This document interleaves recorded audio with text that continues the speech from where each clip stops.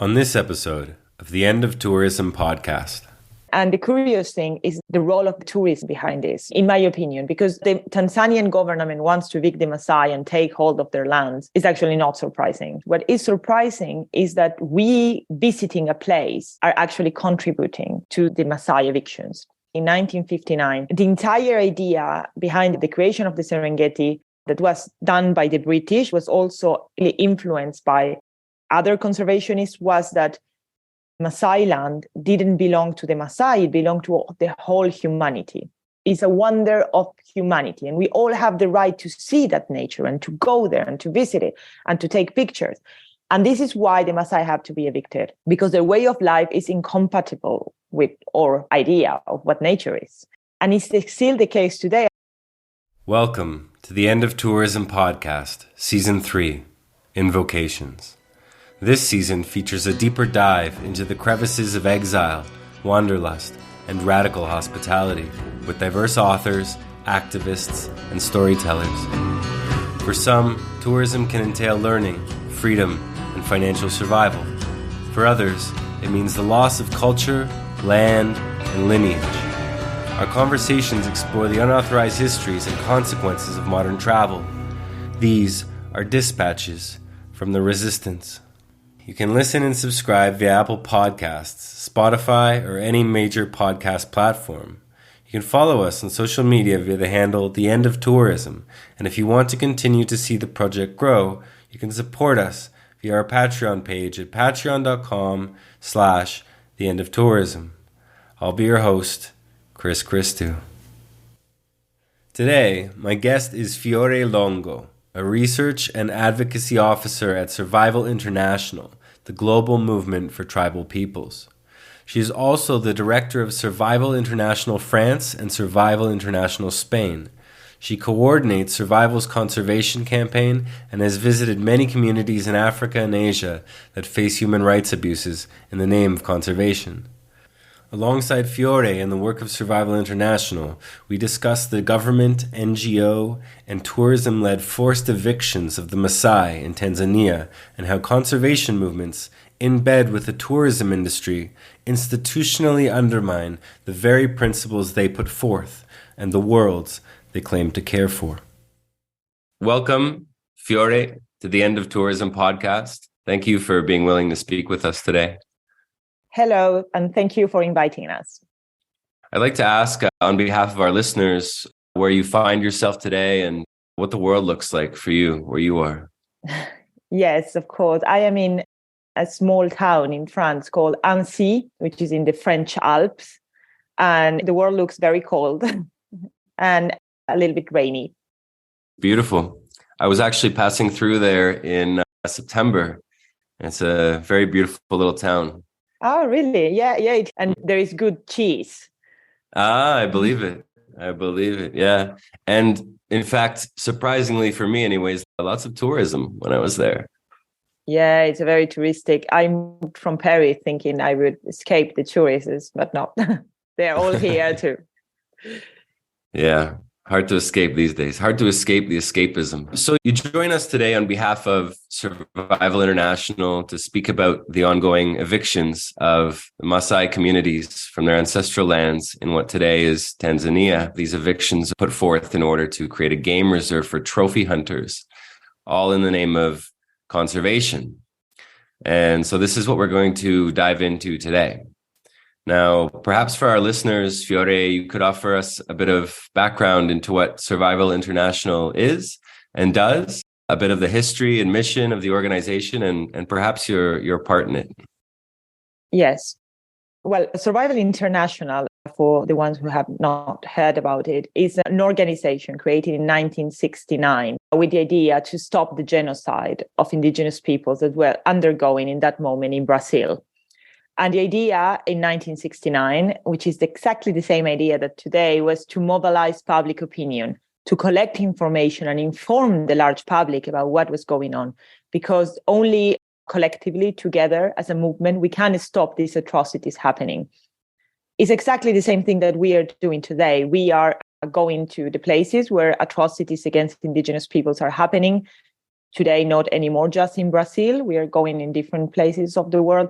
We are collecting information about these violations, and we are coming back to especially European countries, but not only, also to the States where we have offices, and informing the world, not institutions, but also large public, about what is going on and finding ways to stop these atrocities from happening. We are also giving indigenous peoples a platform to address the world, to raise their voices, because there is so many important things to say, to teach us, but to tell us also. And it's very difficult, especially for governments, to hear. And so we are bringing their voices, and we are bringing them also. We are going together to international forums, to important, for example, parliaments, to raise the issues that they are facing. Yes, mostly that is what we are doing. Survival is totally uncompromised. We are not getting money from any kind of government or intergovernmental organizations like the UN or the World Bank. We are completely independent. We live only thanks to individual donors that support us. And that is why we are also not only completely independent, but we are uncompromised and we are radical. We speak the truth. And our only goal is to stop violations of human rights. We don't have any interest. And that's what we are trying to do. My role in Survival is to be the head of what we call the Decolonize Conservation Campaign, which is a campaign to stop abuses, human rights abuses, in the name of conservation, and to try to decolonize conservation, because the way that we today are practicing what we call nature protection is actually very colonialist and racist. We are trying to change that because it's destroying the life of indigenous peoples. Thank you. Well, yeah, it sounds like an extremely important project and a deeply honorable way of proceeding as far as the administrative side of it is concerned, your principles. And so thank you for joining us today. Part of the reason, as I mentioned, that we're speaking today is regarding the evictions of the Maasai people in Tanzania, in part because of these conservation efforts, as you mentioned. And so I'd like to speak to that momentarily, but first, I'd like to, if I can, read over the press release that Survival International released in June when these evictions began. So on June 8th, 2022, dozens of police vehicles and an estimated 700 officers arrived in Loliondo, North Tanzania, near the world-famous Serengeti National Park, to demarcate a 1,500 square kilometer area of Maasai land as a game reserve. On June 10th, they fired on Maasai protesting at efforts to evict them. At least 18 men and 13 women were shot and 13 wounded with machetes. One person is confirmed dead. Now, police are going house to house in Maasai villages, beating and arresting those who they believe distributed images of the violence or took part in the protests. A man aged 90 was beaten by police because his son was accused of filming the shooting. In one village alone, at least 300, including children, are reported to have fled into the bush. A dozen people have been arrested. The violence of the last few days is the latest episode in a long-running effort by Tanzania's authorities to evict Maasai from their land in Loliondo for safari tourism and trophy hunting. The United Arab Emirates-based Otterlo Business Company, which runs hunting excursions for the country's royal family and their guests, will reportedly control commercial hunting in the area. A Maasai leader who is remaining anonymous for his own safety said, quote, "Our government has decided to unleash the full power of the military to oust us from our land, leaving many injured by gunshots, children roaming in the bush, and we have moved to sleep in the bush. The government is refusing to treat the injured. Many people are without food, and this is our ancestral land. This is barbaric to take our land for luxury hunting of the UAE leaders," end quote. Another Maasai man told Survival International, "I love this place because it's my home. They want our land because we have water sources, and we have them because we protect them. We have been living with wildlife for generations. They don't want the Maasai because people coming here don't want to see the Maasai. Before, we didn't think too much or badly about tourism, but now we understand that tourism is people coming with money. That makes the government think if we did move the Maasai, more people will come here with money," end quote. Germany is a major funder of conservation projects in Tanzania, and is heavily involved in shaping conservation policies in the country that led to thousands of indigenous people being evicted. The Frankfurt Zoological Society funds wildlife rangers and officers, some of whom the Maasai allege have been involved in the latest evictions. Many Maasai facing violence today were also evicted from the Serengeti in 1959 by British colonial officials, and so what's currently going on is really just a continuation of the colonial past. This violence that we see in Tanzania is the reality of conservation in Africa and Asia, daily violations of the human rights of indigenous people and local communities so that the rich can hunt and go on safari. These abuses are systemic and are built into the dominant model of conservation based on racism and colonialism. The theory is that humans, especially non-whites, in protected areas are a threat to the environment, but indigenous peoples have been living there for generations. These territories are now important nature conservation areas precisely because the original inhabitants took such good care of their land and wildlife. We can no longer turn a blind eye to the human rights abuses committed in the name of conservation. This model of conservation is deeply inhumane and ineffective and must be changed now. So, from what I've read, Fiore, this isn't the first time these Maasai communities have been driven off their land. Is that correct? Yeah, unfortunately, it's not the first time. They have been evicted from their land several times. One of the most famous is the 1969, because they have been evicted to create Serengeti National Park, which is a world top tourist destination. And then these kind of evictions in the name of conservation to preserve these natural landscapes were committed several times against the Maasai and other indigenous peoples. Another famous eviction is the one of the Maasai from the Hellgate National Park. I guess that most of you have seen it as a cartoon in the Disney movie, The Lion King. The Disney movie, The Lion King, is set up the setup is inspired by the Hellgate National Park in Kenya, where the Maasai have been also evicted in the 80s. And that's why I mentioned this, because we all think about that place as a wild nature. We remember, if you have watched the movie, that there are only animals in the film. And this is the kind of image that shape our imaginary. And we have the tendency to think of these places as wild spaces, as places where there are only animals. And then we go into safaris, the privilege that can go, and we are expecting these wild animals to be there. And why I'm telling you this, because when I was with a Maasai not long ago, I went to their home, which is near the Serengeti National Park, where they have been evicted in 1959. And they have been allowed to live in other two places. One is Loliondo, where they are now being evicted, and another one is Gorongoro Conservation Area, where they are allowed to live, but they are threatened with eviction and they are being pushed away too. So there is no room for the Maasai now. And I was with a Maasai, and at one point we stopped. We were outside the national park, and I stopped into a place because I want to take a picture. I just see this beautiful scene where I could see zebras, that they were grazing, and the cows of the Maasai, and that they were house of the Maasai. So I thought that was super interesting, because you could see wildlife, wild animals next to domesticated animals and the Maasai houses. And I told him, can I take a picture? And I was just completely finished. And I say, this is extraordinary. And my Maasai friends say, what do you find extraordinary? This is life for us. Serengeti National Park and other landscape would be exactly like that if we hadn't been evicted. And I say, well, that's not what we see. This is not what we see. When we see pictures or TV shows, documentaries in National Geographic, we only see wild spaces, wild nature. We only see the zebras. We don't see the cows. And of course, it's not natural. It's an intervention. And this intervention are these evictions. And this is why I say the fact the Maasai are being evicted today from all those places that we consider important for us from a natural perspective, so that we want to conserve and we want to preserve and we want to visit and do safaris.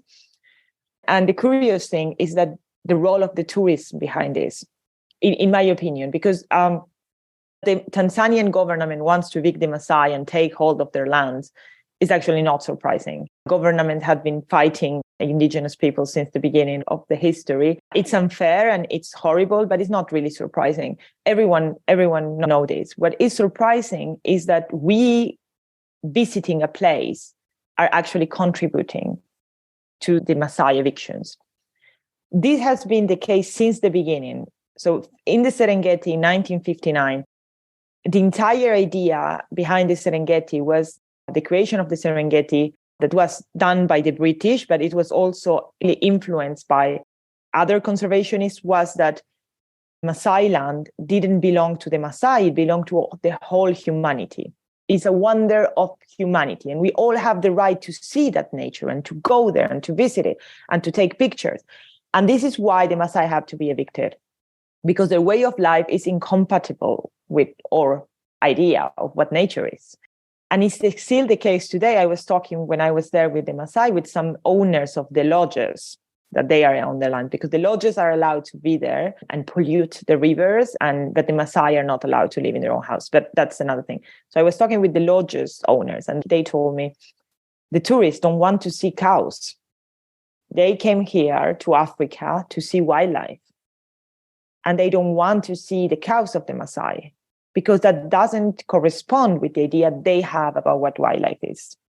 I'm not saying it's responsibility of the tourists. They, of course, are being shaped by the television and other things, but it's very important. I think that this question of the imaginary, and this is the case not just for the Maasai, this is the case all across Africa and Asia, in national parks.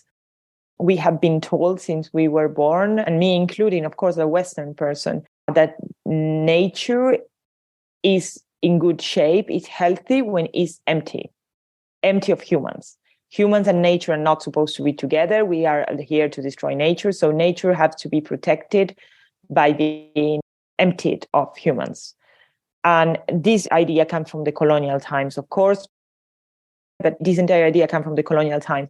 But the idea is that nature is there for us to be seen, is aesthetical relationship that we can have with nature. We can go there and pay to see this environment and enjoy them as tourists, but the original inhabitants are not allowed to live in those lands, impartially sacrifice to build our own dreams, which is quite interesting and also, of course, horrifying. So just to reply to your question, this is happening not only in that park, not only to the Maasai, this is happening in all Africa and Asia, especially, but not only, happening also in Latin America, but especially in Africa and Asia, in mostly the majority of the so-called national parks or other protected areas.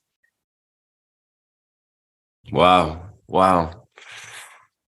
Yeah, I wonder deeply about how something like this came to pass, how cultural or ontological imagination that you speak of came to pass in regards to how is it that a people, Western, for lack of a better word, could come to inhabit a worldview that sees nature as free of humans, even when Western people's ancestors would have certainly, undoubtedly, been engaged in the same kind of practices that indigenous people in other parts of the world are still engaged in today.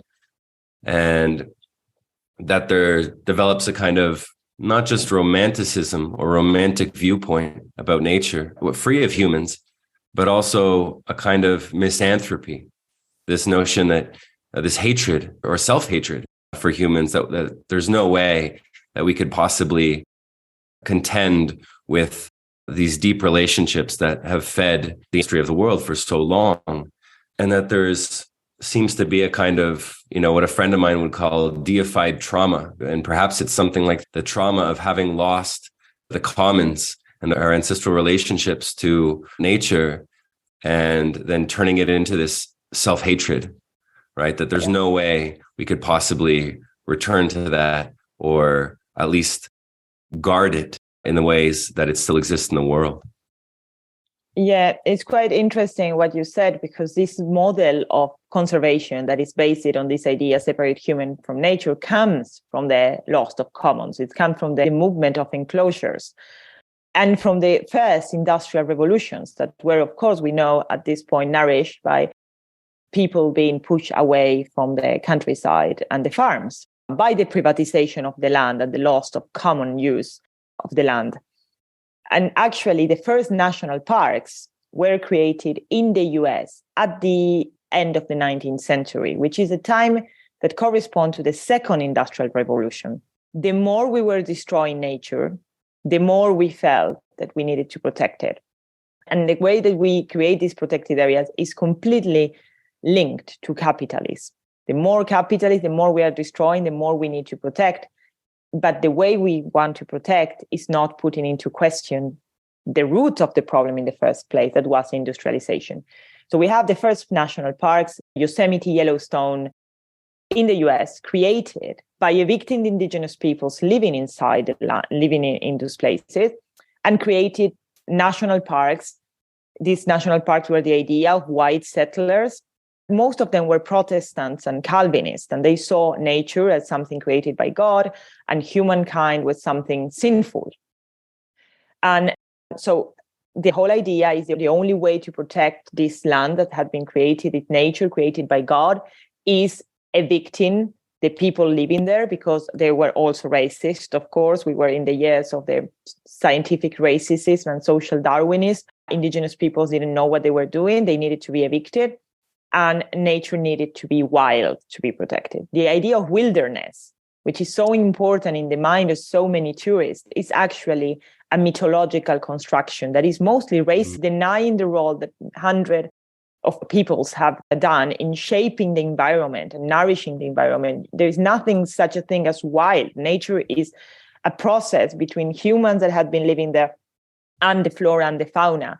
We have evidence today that the most so-called wild environments like Amazonia, the Congo Basin forest, has been shaped and nourished by indigenous peoples. So we know there has been this process. But of course, nothing of this has been acknowledged in this kind of religious and also racist idea at the end of the 19th century. These are the years also of the expansion of the colonial empire. So when Europeans start the destruction to nourish also the second industrial revolution of the African continent, they also started realizing that the animals, they were disappearing. And instead of seeing the reality that the animals were disappearing because they were killing them for trophy hunting or because they were destroying the natural resources which the animals depend on, they decided to blame the Africans. As the Americans were blaming indigenous natives of America of the destruction of the environment, then themselves were causing by the industrialization, the white colonizers in Africa blame indigenous peoples and local communities for hunting animals, for example, because Europeans thought they were the civilization. And whatever they were doing, the industrialization process was not the cause of the problem. The cause of the problem were the local people. This idea, nature should be separate from the Africans that would destroy it and only open for Europeans that could have with nature this kind of relationship. You were saying the relationship with nature of dependency for living that most of farmers in Europe would have for a long time was not correct, was not civilized. What was good for civilization was to see nature and take pictures, be tourist or hunt. Even the national parks in the US, since the beginning, Yellowstone and Yosemite were open for tourists. So there was this idea that nature is good to be seen, to be enjoyed, because that's what they said about American national parks in the US are considered American best idea for the joy or the enjoyment of the people. So it's something to enjoy, to see, which is a very different perspective from the people that have to live from the land. And I think this aesthetical relationship with nature, based on a misanthropy, misconception, the idea humans will destroy nature. Of course, it's always not all humans. It's also a racist misconception, because the idea is that some humans destroy more than others, especially the ones who are not white. But this idea is then it reproduces because, for example, pictures or the documentaries or the novels or the newspaper news that they would write about African nature that will influence the way that people, Europeans, were thinking about African nature were, of course, seen with the eyes of people that wanted only to see the wild animal. So this kind of idea start reproducing. And as I said, nature of Lion King that we see without animals, as I said, is actually a construction But it's so powerful and seems so real, even if it's a cartoon. We really think that that is the case. We all have grown up with National Geographic documentaries where you think there is a camera. It's like they are filming. That's reality. And of course, that's not reality. The spaces are not really empty or free of human. They have been made like this.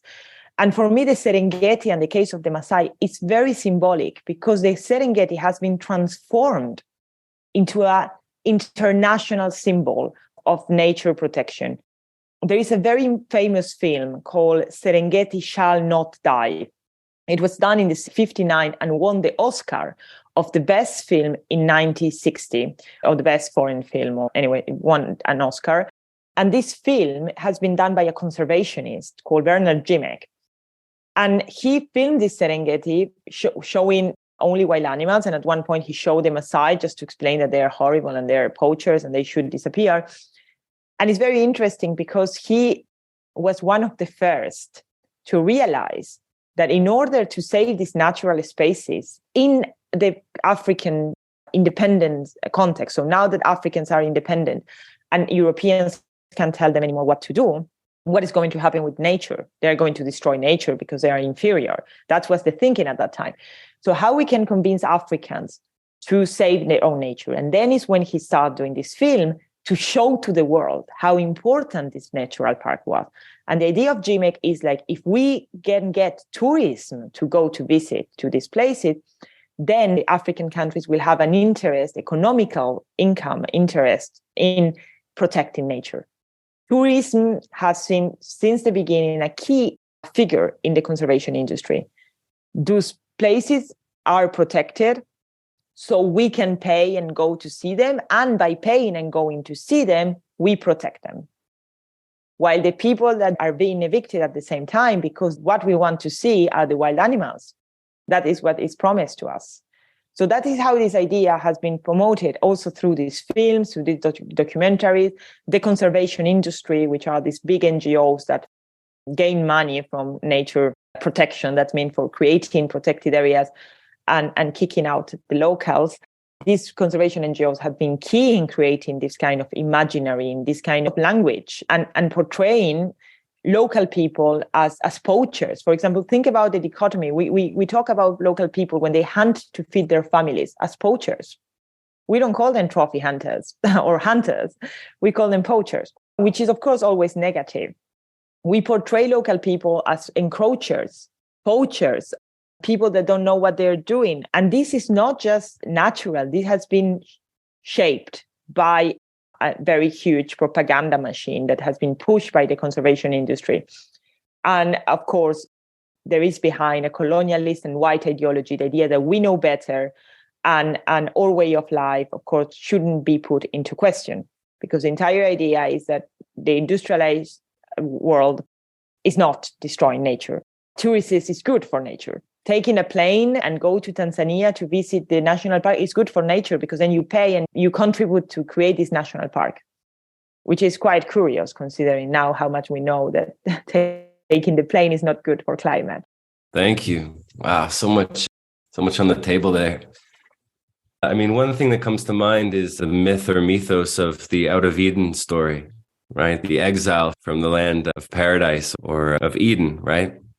And that notion, that lineage, we could call it, because in the Christian world, or at least some parts of it, people theologically understand themselves to be descendants of Adam and Eve. And in the contemporary context, there appears to be this propagation of that myth, more or less unaware, which is to say, because we were taught that our oldest ancestors couldn't cut it in paradise, that they couldn't take care of the place that they were born into, that they had to leave, and therefore so too do all of you. So it definitely appears to be this deep mythic current or undercurrent that is pushing people out of their lands, even in secular time, in a quote secular world. And as you said, in the name of independence, right? It's not just that the European colonizers found a way to convince the local people that this was necessary, but that the local people ended up convincing themselves over time, not necessarily the Maasai, but the governments, for example, right? The quote independence movements, and that also in the name of nationalism, I imagine. And you mentioned this complicity of NGOs in the exile and evictions and conservation efforts there in Africa and in Asia. And you did mention just briefly the language that's used in order to deepen that misunderstanding, right? And I'm wondering if there's anything else in regards to that you can speak to.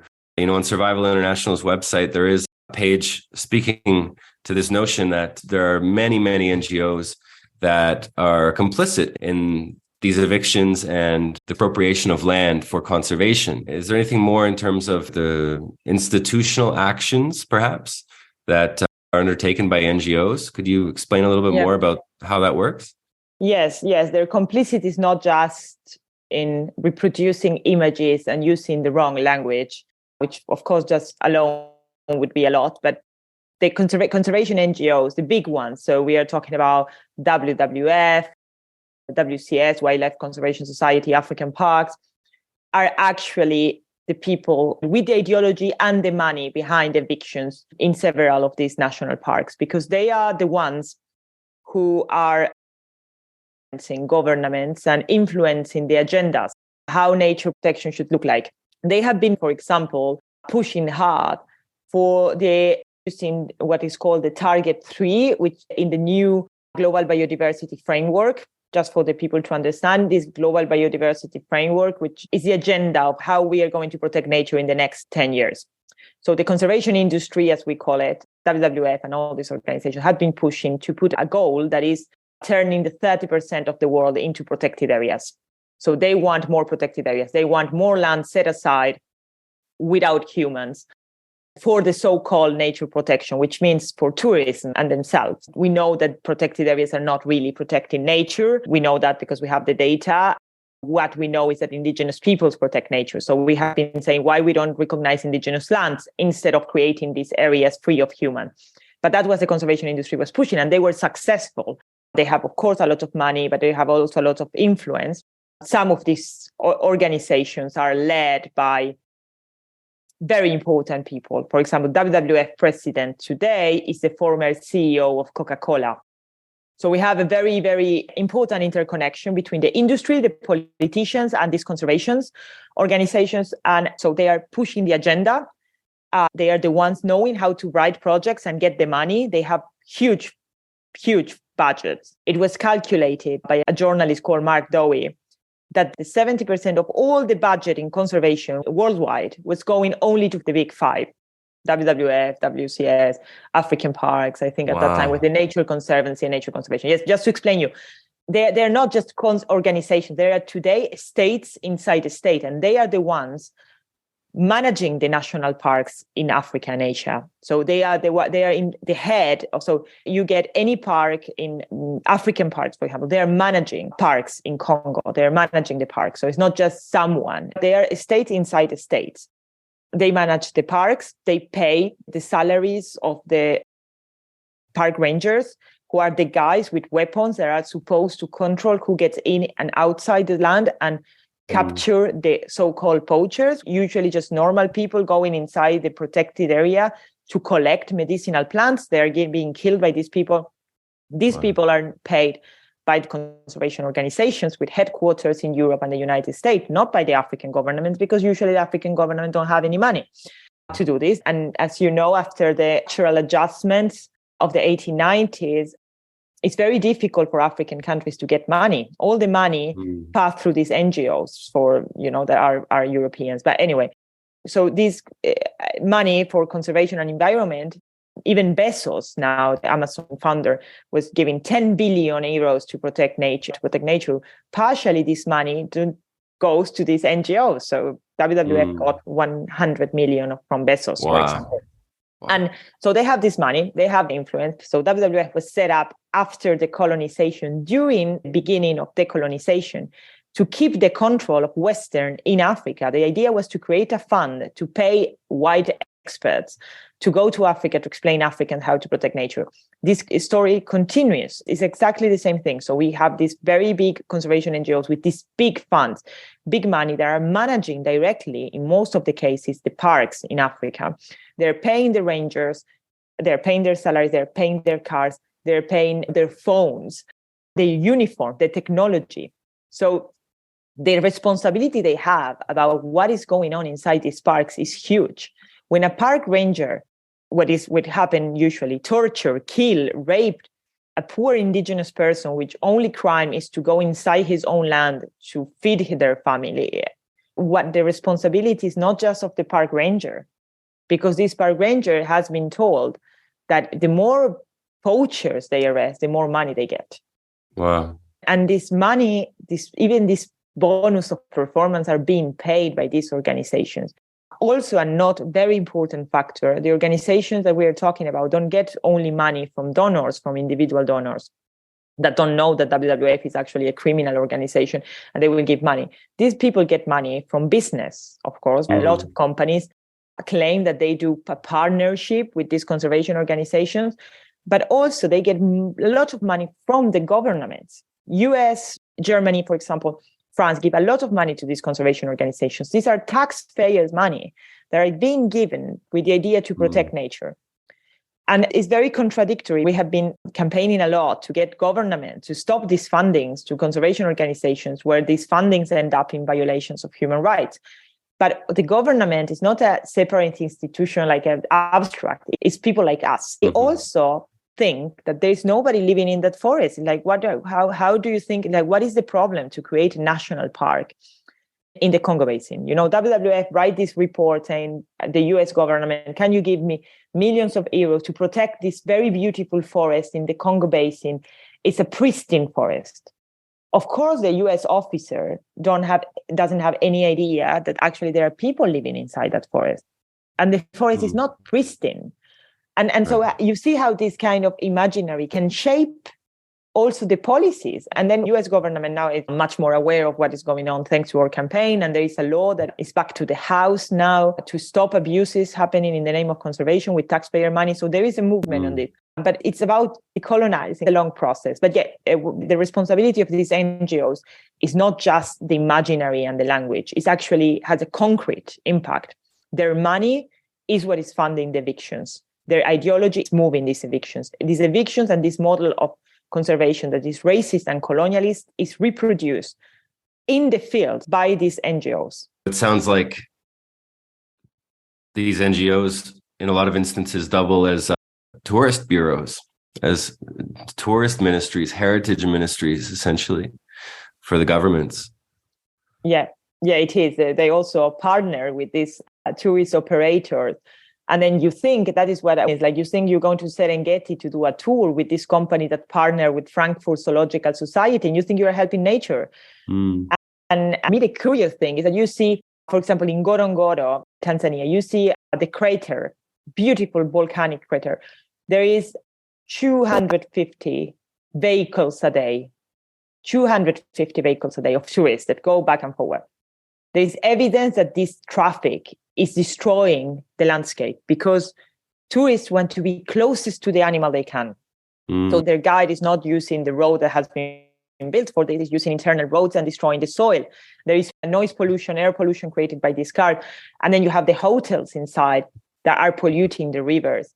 And then you see at the same time the Maasai with their beautiful huts living sustainable that are being evicted while the lodges and the hotels and the tourists are not being evicted. So you cannot see that this kind of eviction is not made in the name of nature. There's nothing, no evidence that evicting the Maasai is going to help nature. It's done to nourish or imaginary of tourists, of wild nature. And so coming back to the issue of the evictions in the Maasai lands and of the Maasai, that press release came out in June of 2022.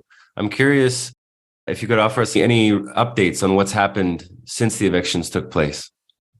Yeah, well, what happened, unfortunately, is that the government took over the area, and the Maasai, who are, well, some of them at that time escaped in Kenya. Now, when they try to just graze their animals, their cattle, not even live inside, just graze their cattle. The cattle is being confiscated. Wow. And for some people, maybe it doesn't sound so important, but just to explain, the Maasai are pastoralists. Their entire way of life depends on these cows. They need the cows to nourish themselves because they drink milk. When the animals are old, they can kill them and eat meat, but they can exchange a cow for something, for money, and they can buy other things. They need the cows to get married. They need the cows to build their houses. They need their cows for everything. They have an extremely complex and deep relationship with them. So killing a cow for the Maasai is then killing themselves, is killing who they are. So the government is getting their cows. Sometimes they're killing them in front of them with a lot of violence, but they are not allowed anyway to use their land anymore, Loliondo. And the most tragic thing is that also Ngorongoro, which is this other area where they were living before, but also a lot of families had been evicted from Serengeti. Now the government is also pushing for them to go. And they're building also another resettlement village, a place where they are putting the Maasai, which is 600 kilometers from where they used to live.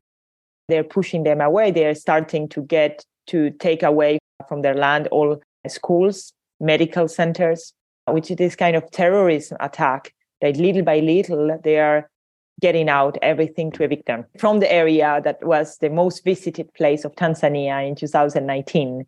So the tourists are welcome and the Maasai have to go. And this because a joint mission of the UNESCO and other institutions said that there are too many Maasai. There are too many Maasais, but not too many tourists. And I have to say that it's very curious because the Maasai living there are between 90,000 and 100,000. So that would make 12 people by kilometer square. So these are the Maasai living there. But each year, Ngorongoro receives at least 500,000 of tourists. Wow. More or less, a little bit less, let's say. And those tourists are welcome. And with all the destruction that this produces, and the Maasai are being evicted. It's the same story in the tiger reserves in India, for example, just to give an example in Asia, because we talk about Africa. So this is the situation right now. The Maasai were not able to come back to the land. There was a court case about the same area, but for something that happened in another eviction that they lost, the Maasai. And now the situation is critical, unfortunately.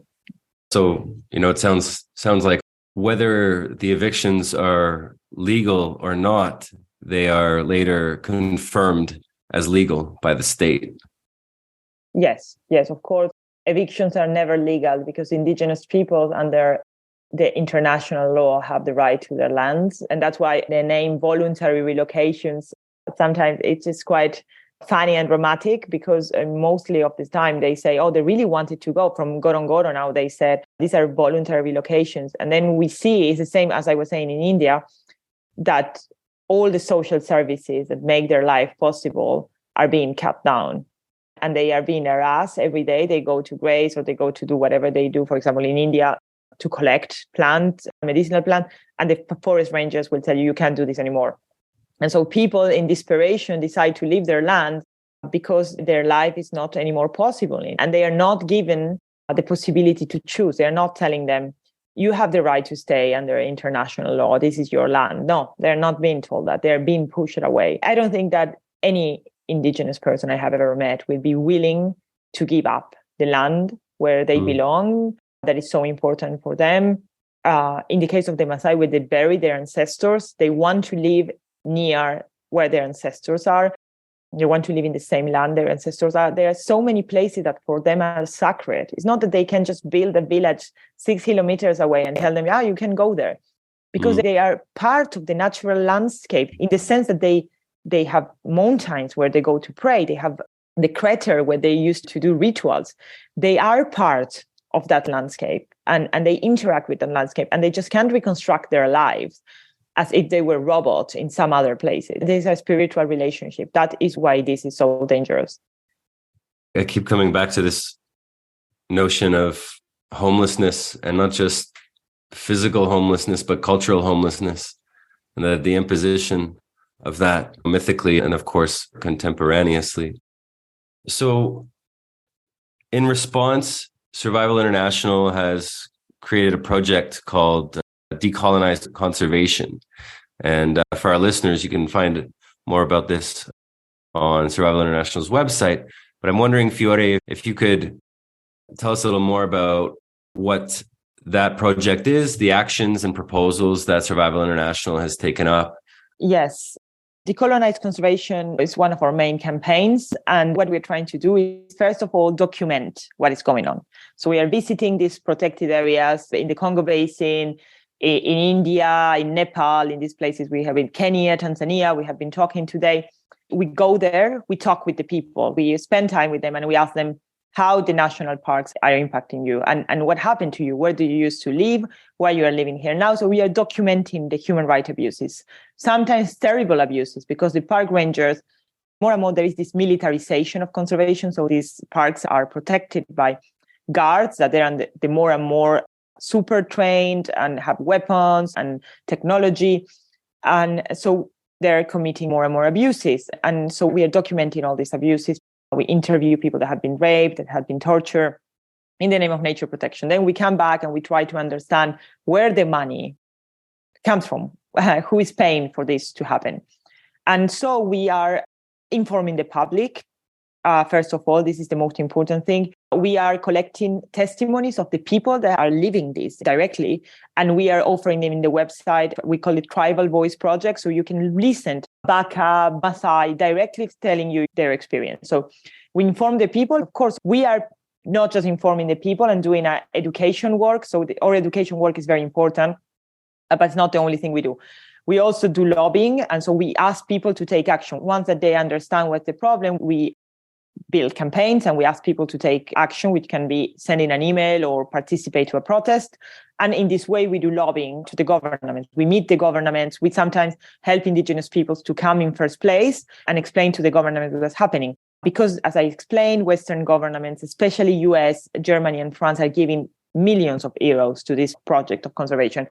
And we achieve a lot because the US, for example, the Congress has proposed a law to stop abuses in the name of conservation being funded by the USA Fish and Wildlife Service. We got a Congress hearing in the US where Baka, which is a hunter-gatherer of Congo, it was a video of him, but he could actually, participate, give his testimony. We organized also other kind of actions in the European Parliament. We got a resolution on this being approved by the European Parliament. So we are putting pressure on the funder. So who is funding conservation.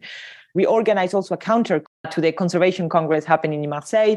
So we're gathering the voices of the people that are actually speaking out against it. So we're doing a lot of public campaign. Against the 30%, we organize a worldwide campaign and obtain a lot of visibility success. We create controversy. But the most important thing is that we make people being aware of this problem. Because as I said, we are the ones funding this as tourists or just as giving money to WWF and as reproducing this. For example, filmmakers, we are offering filmmakers a guide to decolonize the language, to not portray the same images and the same kind of language that other people are doing. So we are trying to change the way we see nature and we interact with nature, and then we take action with nature.